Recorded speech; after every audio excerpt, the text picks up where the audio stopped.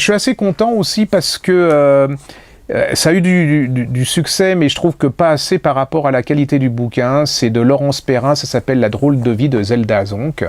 Ça a reçu le Maison de la Presse. Alors je sais qu'il y a plein de libraires qui ont retiré la bande parce que Maison de la Presse, c'est quelle horreur. Leur prix a des très très bons livres et des livres lisibles, contrairement au prix de Flore par exemple, où c'est vraiment très très branchouille d'avoir le prix de Flore. Mais alors franchement, moi je serais écrivain, je préférerais avoir le prix de Maison de la Presse parce que je trouve que la qualité, puis ils sont des vrais raconteurs d'histoire. Donc La drôle de vie de Zelda Zonk, j'avais déjà raconté cette histoire quand c'était paru en grande édition, qui est l'histoire de cette jeune femme qui vit en Irlande, qui est mariée à un type qui fait des romans policiers, qui a du succès, mais il est plus âgé qu'elle, ils s'aiment bien, ils ont une fille, mais ça commence à, vous savez, c'est comme dans les couples, il y a un moment, c'est la routine, elle a un accident de voiture, elle se retrouve dans une chambre, et là, avec une vieille dame de 85 ans, et cette dame, ils vont commencer à parler, voilà, comme on se parle, vous savez, comme les femmes aiment se parler entre générations et tout, à se raconter leur vie, et cette femme s'appelle Zelda Zonk, et tout d'un coup, elle commence à penser, en se disant, mais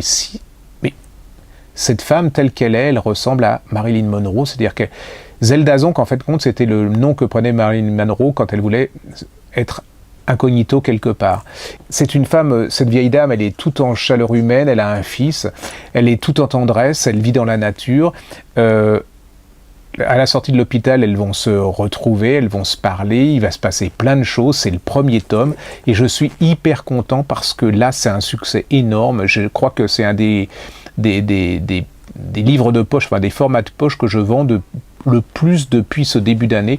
Allez-y, c'est un merveilleux livre de détente. Alors je vous dis pas que c'est Marcel Proust, hein, mais je vous dis que c'est une bonne raconteuse d'histoire et que ça fait du bien à l'époque où on est d'avoir ce genre de roman. Le seul truc, hein, c'est que le tome 2, il est toujours pas en format de poche et que les gens rechignent un peu. Alors si Pocket pouvait faire paraître la suite qui s'appelle Anna, ça serait pas mal. Sinon, vous le prenez en grand format, hein. Franchement, c'est très sympa. Vous allez retrouver les personnages à New York, enfin il se passe plein de choses. Voilà, ça s'appelle La drôle de vie de Zelda Zonk, c'est chez de Laurence Perrin, c'est chez Pocket.